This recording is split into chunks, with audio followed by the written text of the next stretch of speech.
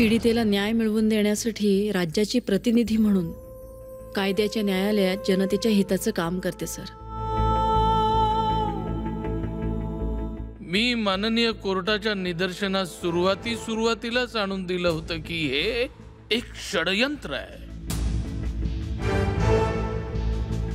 Excuse me, mind your own business. You don't know who I M.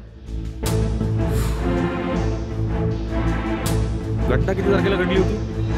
8 तारखेला रात्री साहेब. आणि F I R तुम्ही 14 तारखेचा घेतलाय? पोरीचं जगाट होतं का कुठे? काय जगाट लबडे बिबडे होतं का पोरीचं कुठे?